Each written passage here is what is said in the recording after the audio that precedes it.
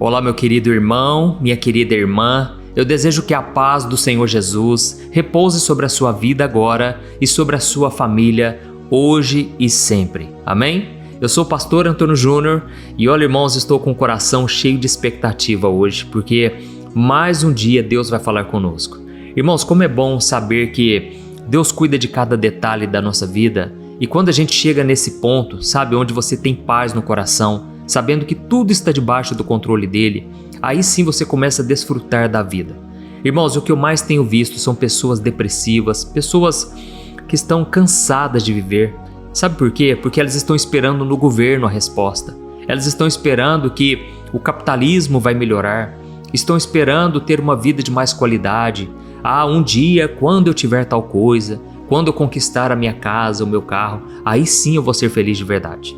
Irmãos, os apóstolos do Novo Testamento, os discípulos, os homens de Deus do passado, mulheres de Deus, eles tinham uma vida muito pior do que a nossa, irmãos. Uma vida com muito menos qualidade, sabe? As pessoas, irmãos, não tinham água tratada, elas não tinham um colchão gostoso que nem a gente tem, elas não tinham eletrodomésticos, eletrônicos, não tinham nada disso, irmãos. Só que eram pessoas felizes de verdade. E aí a gente se pergunta, né? Como que eles conseguiam viver tão bem assim?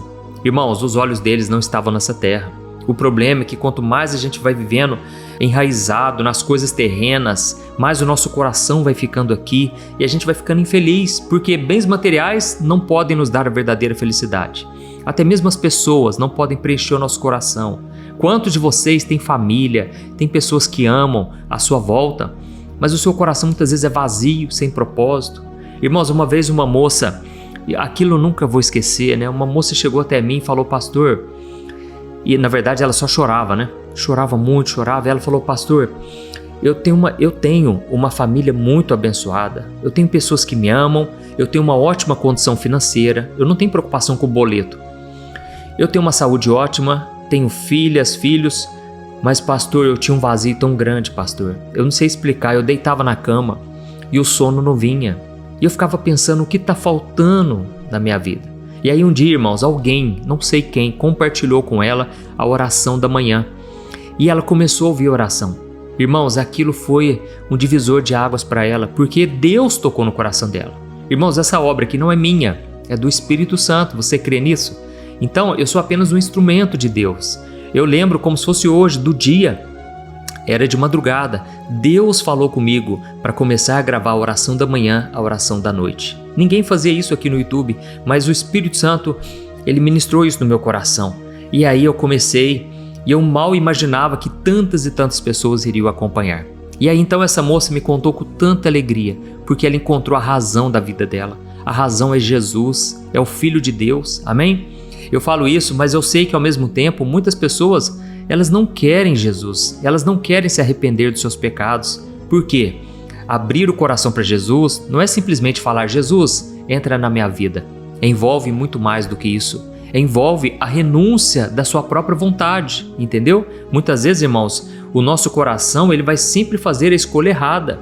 Mas quando a gente está com Jesus, a gente tem que confiar nele e principalmente consultá-lo antes de tomar qualquer decisão. Irmãos, quando eu entreguei minha vida para Jesus, eu tomei a decisão. Eu vou morrer para mim mesmo e eu vou viver os planos de Deus agora. Até hoje eu só fiz besteira na minha vida. Eu tinha 18 anos, mas eu pensei, agora eu quero trilhar o caminho que Deus tem para mim. Amém? E se hoje eu estou aqui falando para você, é porque eu estou nesse caminho. Eu não sou melhor que você em nada. Eu sou exatamente igual. Se a gente sentasse agora aí para tomar um cafezinho, eu que sou mineiro, a gente ia comer um pãozinho de queijo, né? Tomar um suquinho, um bolinho de fubá, a gente ia conversar, você ia ver, uai pastor, calma aí, uai, você é igualzinho a mim, você não é melhor que eu em nada. Irmãos, eu sou pecador como você, sou falho, estou a cada dia me arrependendo, estou a cada dia buscando trilhar os passos de Jesus, amém? Então, à medida em que você caminha com o Senhor, Ele vai fazendo a obra, não é você quem vai salvar as pessoas, não é você quem vai salvar o mundo, sabe? Às vezes a gente quer colocar um peso nas costas de que a gente tem que salvar os familiares, os amigos. Irmãos, a gente não faz nada sem Jesus. O próprio Cristo disse, sem mim nada podeis fazer. Mas se nós estivermos ligados com Ele, nós daremos muito frutos. Amém? E aí então, toda sorte de bênçãos vem através desse relacionamento. É por isso que eu te convido a entregar sua vida para Jesus, a você continuar acompanhando aqui as orações da manhã, da noite, porque é isso que vai te fortalecer na caminhada. É você estar unido com os irmãos, é você ouvir a palavra e você abrir o seu coração disposto a obedecer a palavra. Amém? Glória a Deus. Então nós já vamos começar. Eu só vou pedir para você clicar aqui no botão inscrever-se. Do lado vai aparecer um sininho, ative o sininho e selecione a opção todas. Confere aí no seu celular se já deu certo, porque aí você vai receber no seu celular as próximas notificações, tá bom? Irmãos, nós vamos orar daqui a pouco. Eu senti aqui no meu coração que hoje você vai abrir o seu coração para Jesus. Não é para mim que você vai fazer isso, não é para os seus pais, para aquele cristão que você conhece, não. É para Deus que você vai fazer isso, amém? Aqui eu não falo de religião, aqui é somente a palavra do Senhor e Jesus Cristo. Glória a Deus. Irmãos, eu estava pensando aqui, né?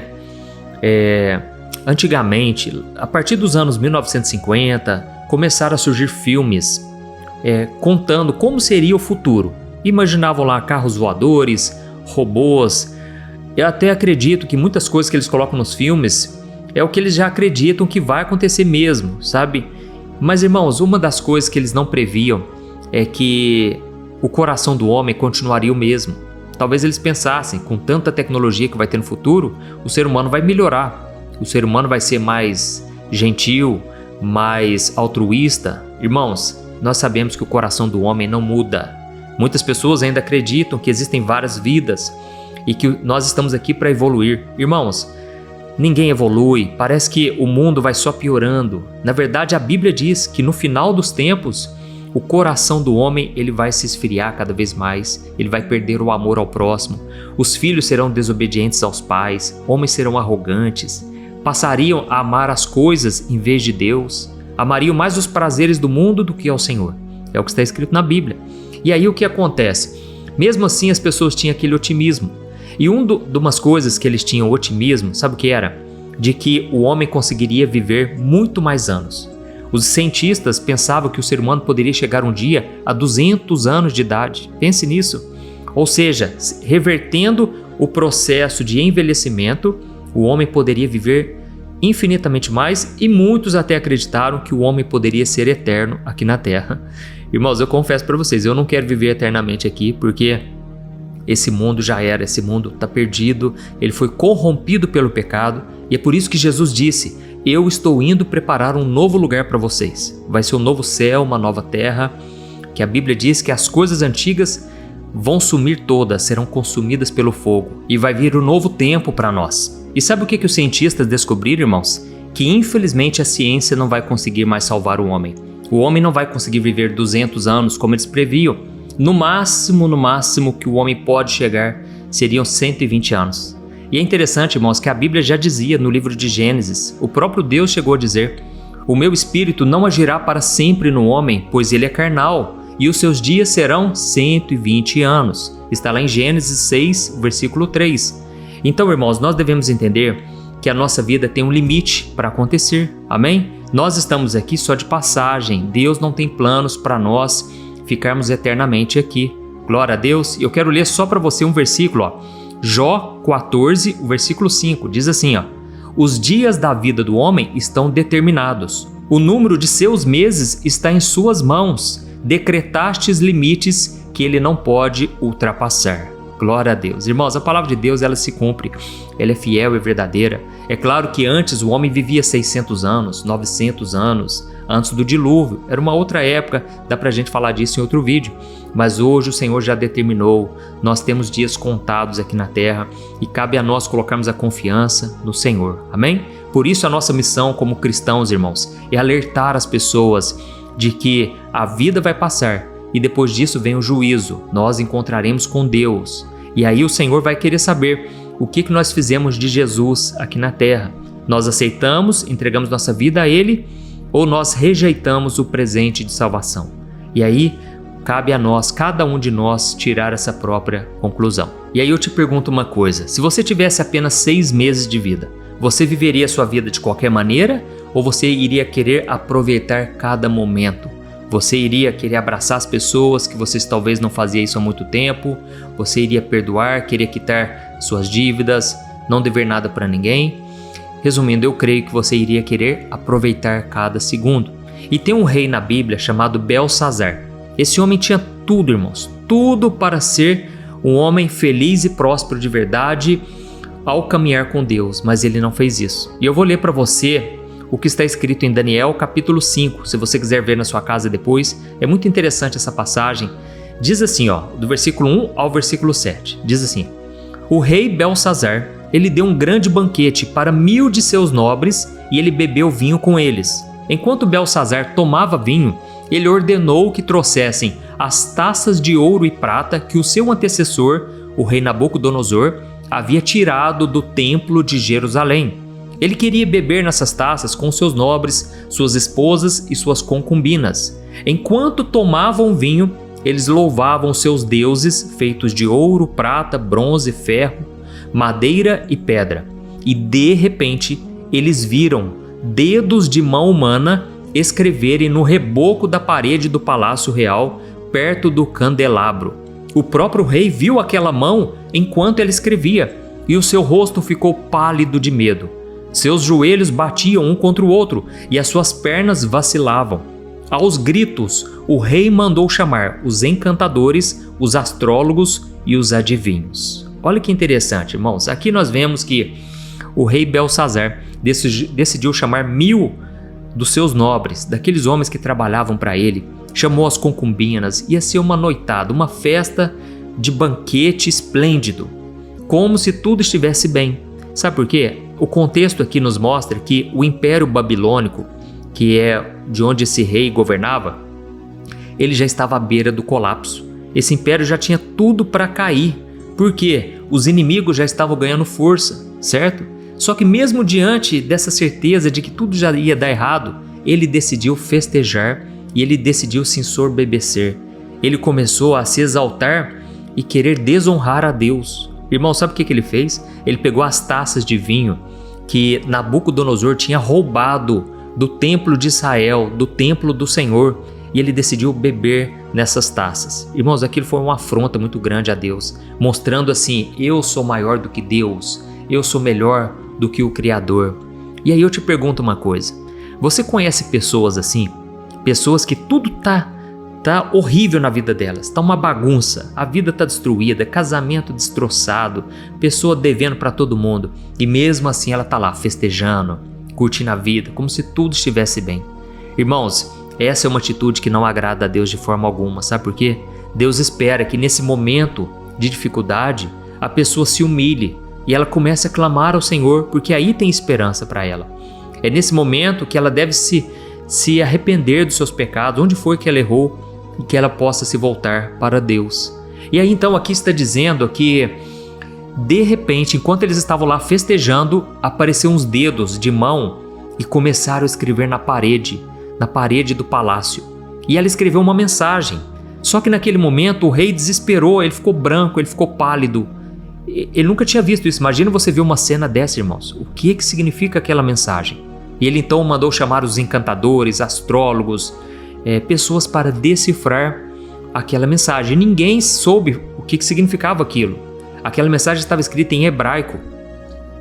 E foi então que naquele momento a mãe rainha, a mulher que governava junto com o rei, ela se lembrou de um homem chamado Daniel. Daniel era o profeta de Deus, nós conhecemos ele, e ele decifrou os sonhos de Nabucodonosor, que era o antecessor a esse rei que agora estava governando. E Daniel interpretou aqueles sonhos e ela falou: olha, tem um homem aí, que esse homem é muito usado pelos deuses. Eles não acreditavam no Deus vivo, né? Esse homem é muito usado pelos deuses e ele sabe interpretar sonhos. Vamos chamar ele? Na hora ela mandou chamar Daniel, e quando Daniel chegou, ele teve o discernimento espiritual. Deus revelou para ele o que estava escrito na parede. E Daniel explicou então o seguinte: no tempo de Nabucodonosor, que foi o rei que veio antes, Nabucodonosor também estava muito soberbo. Ele achava o dono do mundo, porque realmente ele tinha muito poder. Ele mandava matar e as pessoas matavam. Tudo o que ele queria nesta vida ele tinha. Só que ele se soberbeceu. E Deus fez com que Nabucodonosor pastasse no meio do mato. E ele ficou anos e anos pastando como animal. Irmãos, ele ficou como uma vaca no meio do pasto, comendo pasto todo dia. Sabe por que Deus permitiu isso? Sabe por que Deus fez isso? Para ele se humilhar e reconhecer que só o Senhor é Deus. Amém? Só que sabe o que aconteceu? Nabucodonosor, ele finalmente tirou aquele coração soberbo. Irmãos, às vezes é na prova que a gente perde essa soberba. Às vezes você conhece alguém ou você está passando por isso. Deixa Deus trabalhar. A Bíblia diz: não despreze a disciplina do Todo-Poderoso, pois Ele faz a ferida, mas Ele mesmo cura. Amém? E aí então, Nabucodonosor se arrependeu. E sabe o que Deus fez? Deus foi misericordioso. Ele restaurou o reinado de Nabucodonosor. Só que aí Daniel estava falando, só que desta vez, ó rei Belsazar, você está soberbo do mesmo jeito, mas você está confrontando Deus e você vai pagar por isso. E eu quero explicar para você o que está nessa mensagem. E nessa mensagem, irmãos, estava escrito Mene, Mene, Tekel e Parsim. Era um escrito em hebraico. E então Daniel, ele vai trazer qual foi o significado. Presta muita atenção e depois eu já vou trazer a reflexão e nós vamos orar, tá bom? Olha só o que está escrito. Daniel 5, versículo 26 ao 30. Este é o significado das palavras. Mene significa Deus contou os dias do seu reinado e ele determinou o seu fim. Tekel significa você foi pesado na balança, ó rei, e você não atingiu o peso necessário. E Parsim significa o seu reino será dividido agora e vai ser entregue aos medos e aos persas. Então, por ordem de Belsazar, eles vestiram Daniel com um manto vermelho, colocaram em seu pescoço uma corrente de ouro e o declararam o terceiro em importância naquele reinado. Naquela mesma noite, o rei Belsazar da Babilônia foi morto.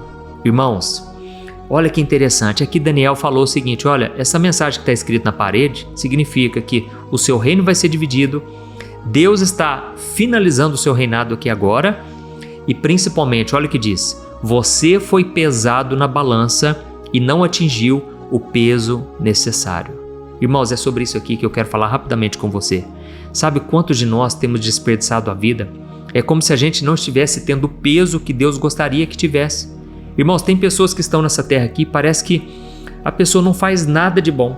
A pessoa, ela desperdiça cada detalhe da sua vida, ela perde as oportunidades que Deus dá para ela, ela não faz o bem para as pessoas, ela trata os outros mal, ela só dá prejuízo para os outros. Ou seja, é uma pessoa que não está tendo uma vida consistente, uma vida com propósito, uma vida que está deixando um legado para os filhos, para a esposa, para o marido, para os pais, sabe?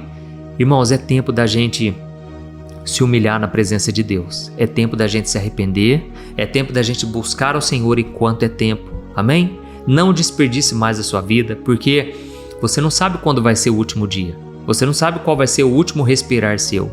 A pessoa, quando ela vai embora, irmãos, ela deixa boleto para pagar, ela deixa, às vezes, o café esquentando, ela deixa o prato de comida que está quentinho, ela não come. Irmãos, a gente nunca sabe qual vai ser o nosso último momento. Por isso que você tem que se buscar ao Senhor enquanto é tempo. Não deixe para depois. Se tiver que pedir perdão a alguém, peça. Se tiver que se reconciliar com Deus, faça isso agora.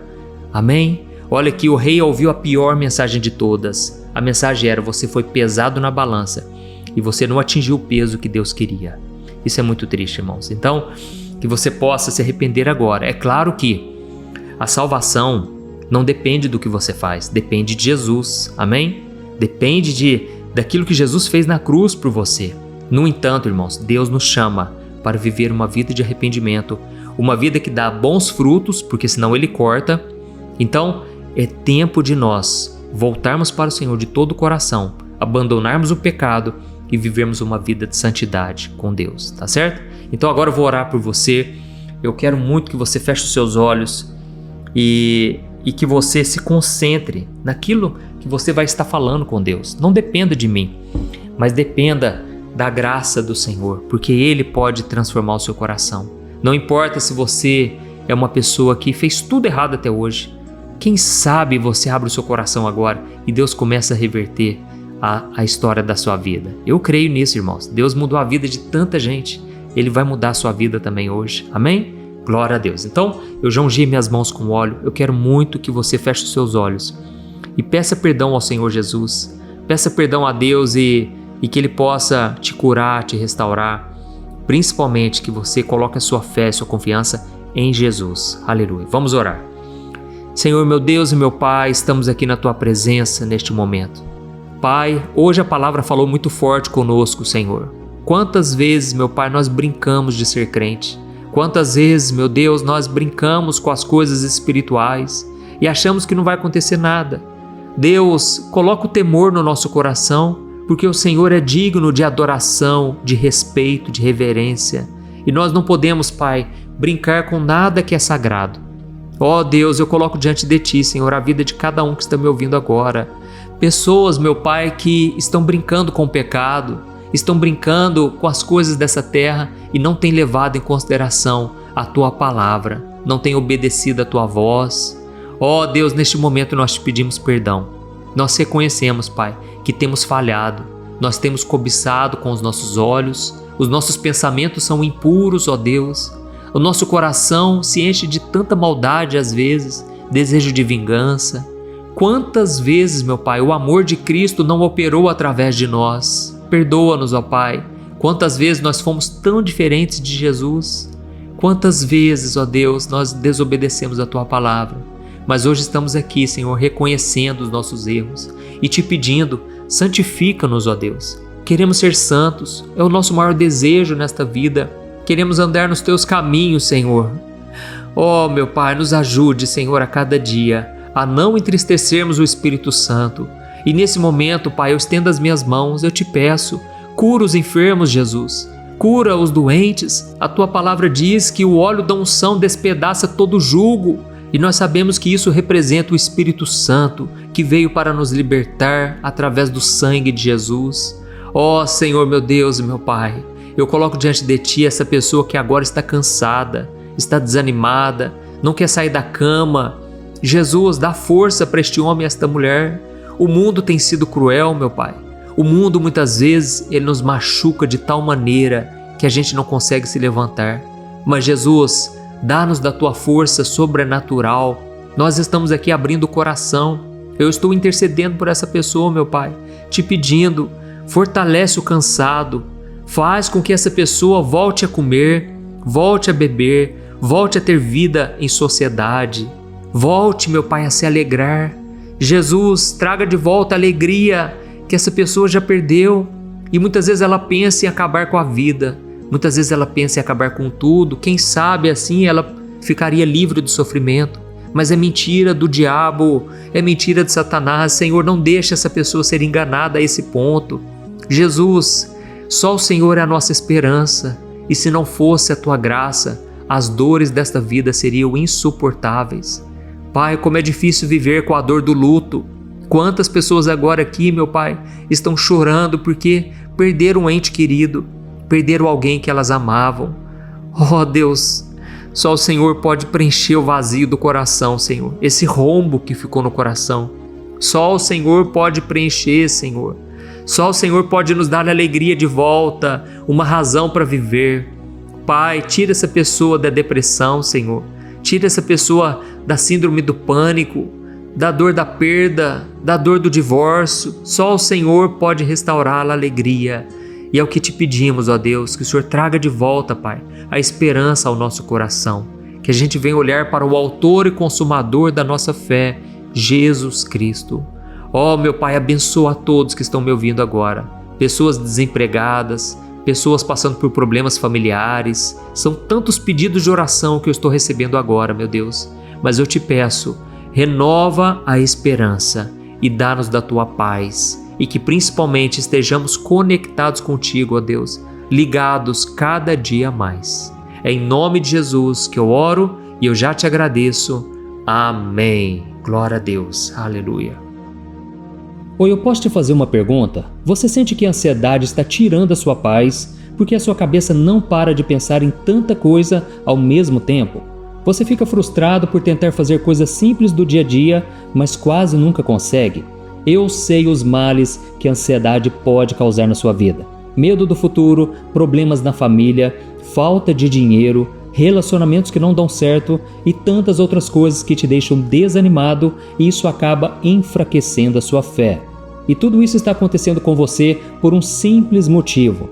A ansiedade está te bombardeando com tantas vozes que você acaba perdendo a capacidade de ouvir a voz mais importante, a de Deus. Eu já passei por essa situação e eu sei exatamente como é. A gente não consegue viver uma vida de paz, harmonia e prosperidade. Nós até tentamos ficar mais calmos, mas parece que sempre tem algo que não nos deixa quebrar esse ciclo. Então nós não conseguimos orar direito, perdemos a paciência e as coisas vão se agravando cada vez mais. Mas deixa eu te contar uma coisa.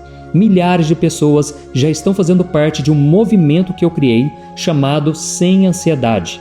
E elas estão conseguindo, pela graça de Deus, crescer espiritualmente, melhorar os seus relacionamentos e agora suas vidas têm sido muito mais felizes. Eu sei como é acordar todos os dias sentindo aquela dor no peito, pensamento acelerado e o pior, sem saber como se livrar disso. Houve um tempo que eu estava passando por tantas lutas e que por mais que eu tivesse fé, eu não conseguia descansar e nem dormir direito.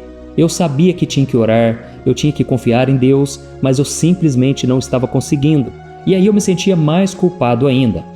Até que finalmente eu aprendi uma maneira de viver em paz e crescer na caminhada com Deus. E depois que eu consegui fazer isso, a minha vida mudou da água para o vinho. E a transformação foi tão grande que hoje eu ajudo milhares de pessoas a ter uma vida abençoada. Por isso eu quero que você faça agora um compromisso com você mesmo e com Deus de que você vai seguir tudo que eu te falar aqui, tá bom? A primeira coisa que você precisa saber é que essa luta contra a ansiedade é uma parceria entre você e Deus. Ele está pronto para te fortalecer, ele nunca vai te acusar por você estar se sentindo assim. E a segunda coisa é que tem um caminho na Bíblia que não vai só te ajudar a vencer a ansiedade, mas vai te mostrar como encontrar a verdadeira paz. E isso está ao seu alcance, basta você aprender com Deus de um jeito simples e prático. Irmãos, muitas vezes nós achamos que a solução está fora de nós, mas a verdade é que Deus já nos deu todas as ferramentas para vencermos essa batalha. E quando você aprende a ouvir a voz dele acima de todas as outras, você então começa a sentir uma paz que você nunca tinha sentido antes. Eu sei que você já tentou de tudo e até parece que você não vai se livrar desse mal, mas talvez você ainda não tenha feito do jeito que Deus quer te ensinar, de uma forma prática. Por isso eu vou te mostrar no meu livro Sem Ansiedade um passo a passo para você finalmente vencer esse mal, tá bom? Se funcionou para mim, pode ter certeza vai funcionar para você também. Amém? Chega de viver dominado por esse medo constante, achando que você nunca vai realizar os seus sonhos ou viver em paz. Agora é a hora de você tomar essa decisão. Eu estou disponibilizando o meu livro Sem Ansiedade no formato digital para você acessar onde você estiver, no seu celular ou computador. E tudo isso por um valor muito acessível, e você também estará contribuindo para que o nosso ministério alcance ainda mais pessoas com a mensagem do Evangelho, ok? É só você acessar o site www.semansiedade.com.br, que está aparecendo aqui na tela, ou clicar no link que está aqui embaixo no primeiro comentário fixado. É muito rápido, seguro e você receberá na mesma hora, aí no seu e-mail, o meu livro digital para você começar a sua transformação ainda hoje. Amém? Então clica no link que está aqui embaixo do vídeo. Que Deus te abençoe poderosamente. Um grande abraço.